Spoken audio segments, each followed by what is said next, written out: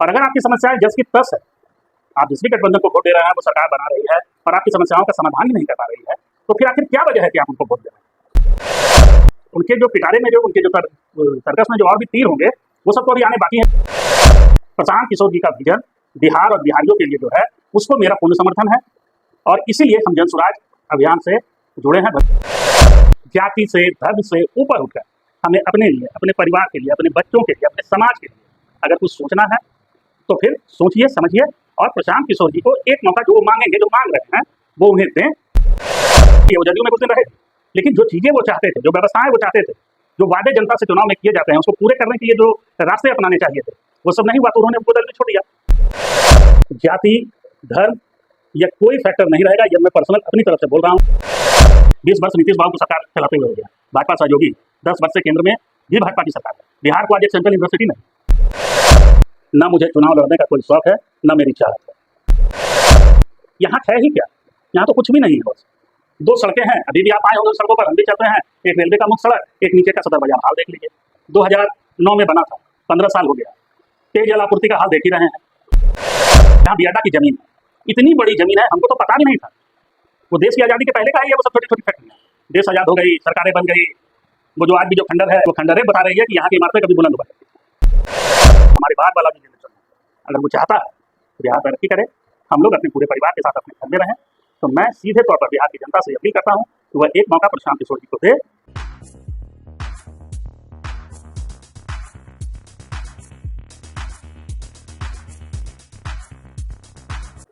नमस्कार, मैं हूं पवन कुमार चौधरी और आप देख रहे हैं स्टार ब्लू न्यूज। चैनल पर पहली बार आए तो चैनल को अभी सब्सक्राइब करें, वीडियो को लाइक करें और अधिक से अधिक शेयर करें। आज हमारे साथ मौजूद है मुंगेर जिला के जाने माने शख्स, राजनीति के क्षेत्र में अपना एक लंबा अनुभव रखने वाले पूर्व वार्ड पार्षद रोहित सिन्हा जी। रोहित जी, इन दिनों जो पूरे बिहार की स्थिति देखने को मिल रहा है, एक तरफ जहां एनडीए गठबंधन है जिसके बिहार में जिनकी बागडोर नीतीश कुमार के हाथों है, दूसरी तरफ इंडिया गठबंधन है बिहार में जिसका नेतृत्व तेजस्वी यादव कर रहे हैं।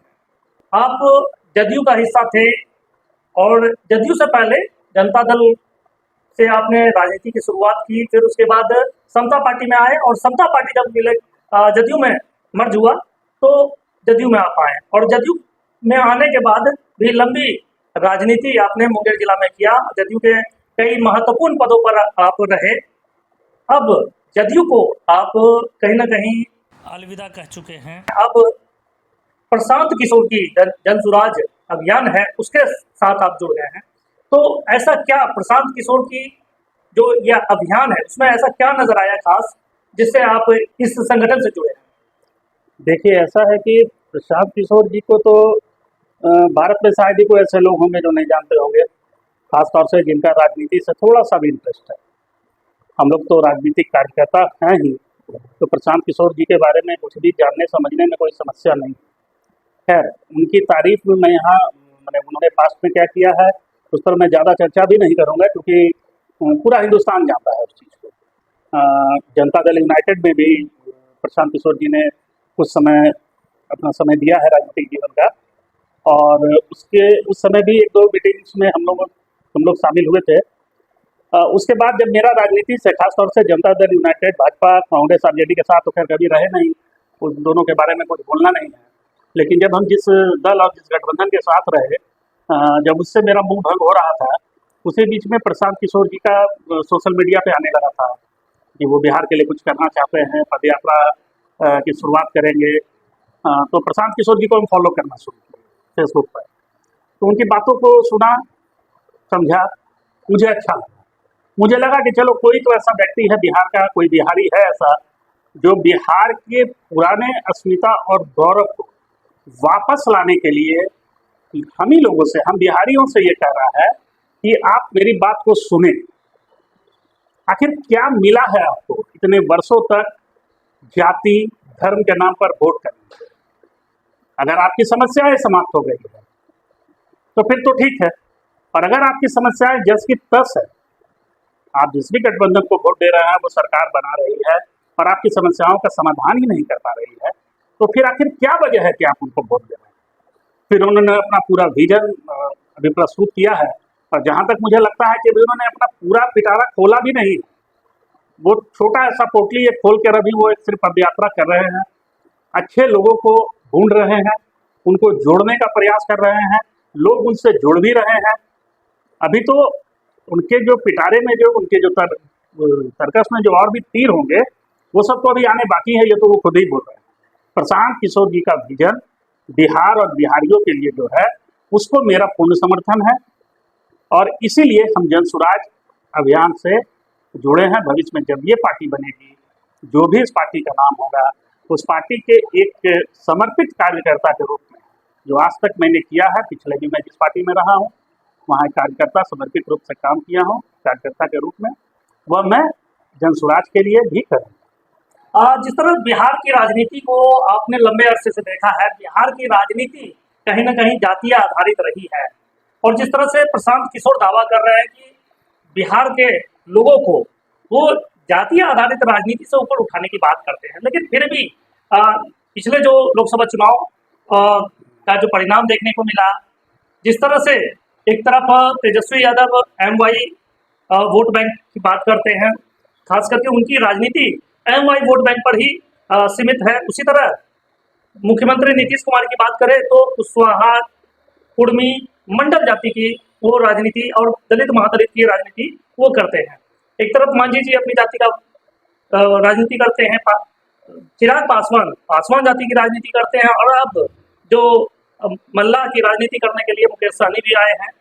तो इन अलग अलग जातियों के जो धुरंधर है, उनके बीच प्रशांत किशोर जाति आधारित राजनीति से परे हटकर नई सोच लाने की जो कोशिश में है, जुगत में है, क्या लगता है कि वो उसमें सफल हो पाएंगे? देखिए, आप यही के सवाल में आपका जवाब भी है पवन जी।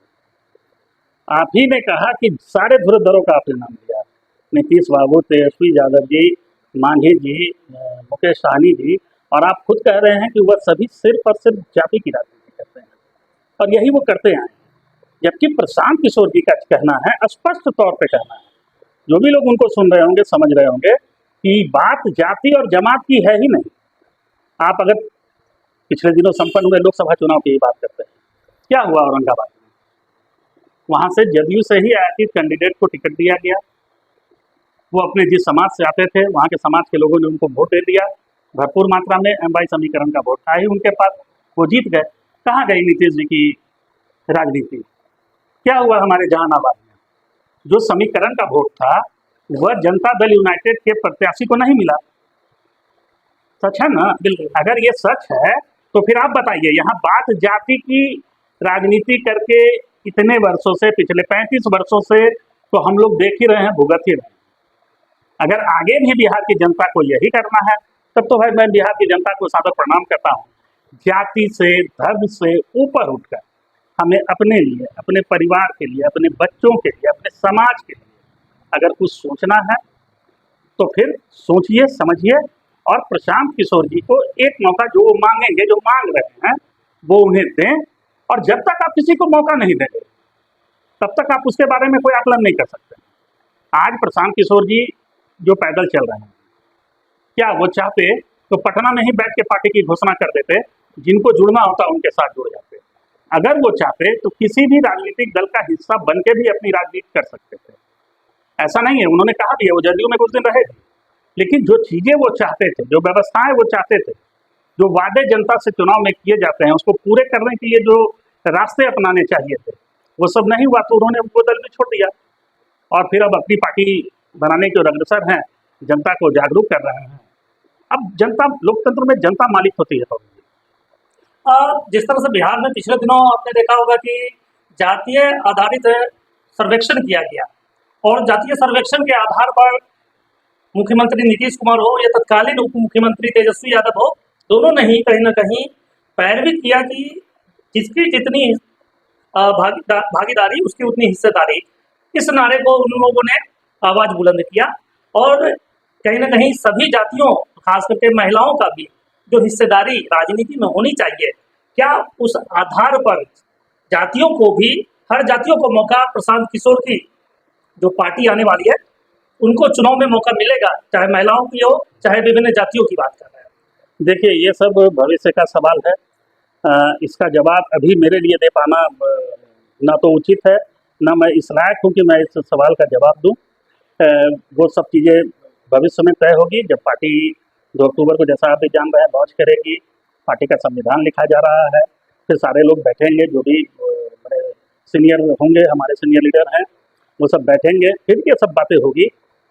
जो जहाँ जिसकी हिस्सेदारी भागीदारी की बात है, वो सब हमारा जो शीर्ष नेतृत्व रहेगा वो तय करेगा। लेकिन हम इतना जरूर कह सकते हैं कि समाज के अच्छे लोगों को ही भागीदारी मिलेगी।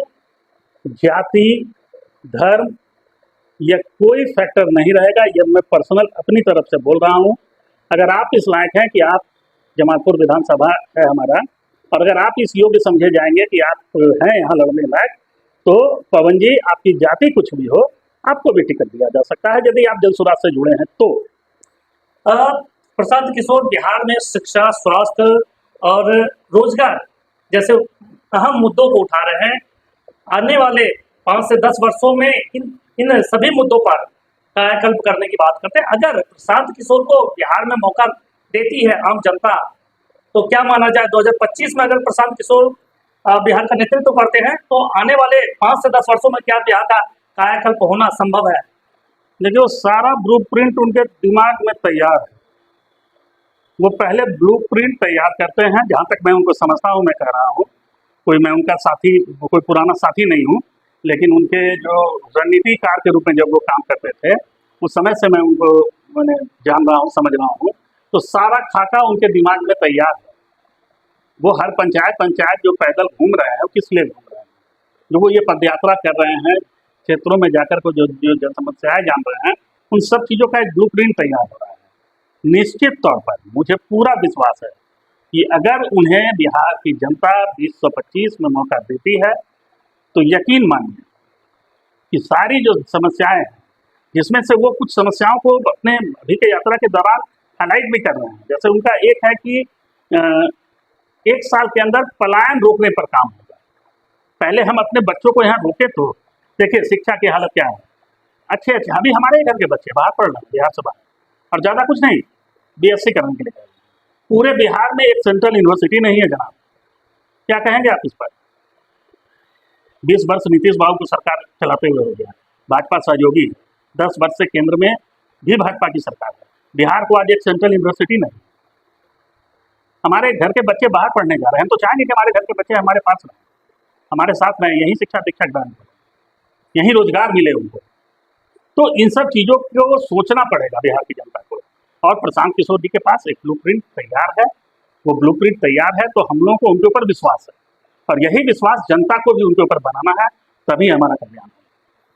2025 विधानसभा चुनाव को लेकर यदि जनसुराज जो पार्टी बनती है, तो उस पार्टी की ओर से प्रशांत किशोर जी अगर आप पर भरोसा जताते हैं, जमालपुर विधानसभा से आपको टिकट मिलता है, दायित्व दिया जाता है, तो क्या क्या प्रमुख मुद्दा होगा जिसके आधार पर जमालपुर विधानसभा चुनाव में आप प्रशांत किशोर की पार्टी के साथ उतरेंगे? देखिए, मैं एक बात स्पष्ट कर देता हूँ कि मैं किसी भी पार्टी का, इस पार्टी का, किसी भी पार्टी का मैं कोई दावेदार नहीं, ना मुझे चुनाव लड़ने का कोई शौक है, ना मेरी चाहत है। ठीक है। अब दूसरी बात, जो भी यहाँ से चुनाव लड़े, जो भी, यहाँ है ही क्या, यहाँ तो कुछ भी नहीं है। बस 2 सड़कें हैं, अभी भी आप आए होंगे उस सड़कों पर, हम भी चलते हैं। एक रेलवे का मुख्य सड़क, एक नीचे का सदर बाजार, हाल देख लीजिए। 2009 में बना था, 15 साल हो गया। पेयजल आपूर्ति का हाल देख ही रहे हैं। उसके अलावे जब यहाँ बियाडा की जमीन है, इतनी बड़ी जमीन है, हमको तो पता भी नहीं था। हम तो जब राजनीति में आए, जब कुछ लोगों ने ये बात उठाई बियाडा की जमीन, तो हम घूमने जाया करते थे। देख के मेरी आंखें फटी रह गई। लोग कहते हैं अंग्रेजों के हम गुलाम थे, वो सब तो हमको लगता है उसी समय का दिन है। वो देश की आज़ादी के पहले का ही है। वो सब छोटी छोटी फैक्ट्रियाँ, देश आज़ाद हो गई, सरकारें बन गई। वो जो आज भी जो खंडर है, कभी चलिए हम और आप चलते हैं बियाडा की जमीन पर, वो खंडरें बता रही है कि यहाँ की इमारतें कभी बुलंद हुआ करती थी। तो ये तो हाल था, आज क्या हाल है वो भी देख रहे हैं। तो इस तरह की चीज़ें, छोटी छोटी फैक्ट्रियाँ, जो छोटे छोटे कारखाने वहाँ लग सकते हैं, लगाने वालों की कमी नहीं है जमालपुर में, ऐसा नहीं है कि जमालपुर में पैसा नहीं, लोग लगाएंगे, आप उसको सही ढंग से जमीन तो दो। अब ये सब जमीन देने में पूंजी देने की बात भी होती है, पूंजी देने में ये सब में इतना ज़्यादा प्रॉब्लम है कि लोग हाथ पैर पीछे खींच लेता है, कुछ लोग पलायन कर जाते हैं, कुछ लोग हमारे जैसे लोग यही अपना माथा खपा रहे हैं, यहीं से कुछ अर्जित कर रहे हैं। तो ये भी एक मैंने मूल मुद्दा होना चाहिए कि बियडा की जो ज़मीन है वो आसानी से लोगों को मिले, पूंजी मिले उन लोगों को जिनके पास नहीं है, वो लोग भी अपना छोटा मोटा यहाँ रोजगार करें, और जब वो कुछ फैक्ट्रियाँ डालेंगे, कुछ रोजगार करेंगे, तो निश्चित तौर पर यहाँ के युवाओं को जो इधर उधर भटक के 10,000, 12,000, 15,000 के लिए प्रदेश जाकर कमा रहे हैं, उनको यहीं ये सुख सुविधा मिलेगी, वो यहाँ रहेंगे। और एक चीज़ है यहाँ का जमालपुर का रेलवे कारखाना, वैसे मेरा व्यक्तिगत तौर पे ये मानना है कि कोई विधायक इससे ज़्यादा कुछ कर नहीं सकता, लेकिन फिर भी वो आवाज़ को बुलंद कर सकते हैं। हम लोग उनके कंधे में कंधे मिलाकर चलेंगे, यहाँ से लेकर दिल्ली तक इन बातों को उठाएंगे। यही सब जो समस्याएं हैं, बेसिक समस्याएं यहाँ ज़्यादा है कि बियडा वाला सॉल्व हो जाए, कुछ रोजगार की व्यवस्था हो जाए, स्कूल एक तो बना है सरकारी स्कूल, एक दो और जो सरकारी विद्यालय हैं, और एक चीज़ और है, जो भी सरकारी विद्यालय हैं उनके भी व्यवस्था में सुधार होना चाहिए। सिर्फ बेंच डेस्क लगा देने से नहीं होगा, बिल्डिंग की भव्यता हो, स्कूल का जो माहौल है वो स्कूल की तरह हो, बिजली हो, पंखे हो। कितने सरकारी विद्यालय में सब है, नील बटा सन्नाटा है, भोजन खाइए घर जाइए, किताब कॉपी लेके आइए, भोजन खाइए घर जाइए, ऐसे शिक्षा का कल्याण नहीं होगा। इसलिए मैं पुनः अपनी बात को दोहरा रहा हूँ कि अगर अपना तो जो हम लोग को जीना चाहिए, अपने मैंने पर्सनली मेरे बच्चे तो हो गया, एक होना जिंदगी हो गया, पढ़ाई लिखाई बाहर चल रही है, लेकिन और जो लोग हमारे बाद वाला जो जनरेशन है, अगर वो चाहता है तो बिहार तरक्की करे, हम लोग अपने पूरे परिवार के साथ अपने घर में रहें, तो मैं सीधे तौर पर बिहार की जनता से अपील करता हूँ कि वह एक मौका प्रशांत किशोर जी को दे और हम लोग को मौका दे, ताकि हम लोग भी देखें, कुछ कर सकें आप लोग के लिए। जनता का राज यही है जनस्वराज। बहुत बहुत धन्यवाद। ये थे जाने माने राजनीतिज्ञ पूर्व वार्ड पार्षद रोहित सिन्हा जी, जिन्होंने स्पष्ट रूप से कहा है और जनता से अपील की है कि प्रशांत किशोर की जो मुहिम है, जो उनका अभियान है, जो उनका ब्लूप्रिंट है बिहार के विकास को लेकर, उसमें आम जनता को अपनी भागीदारी सुनिश्चित करनी चाहिए, और ताकि बिहार का आने वाले दिनों में कायाकल्प हो सके।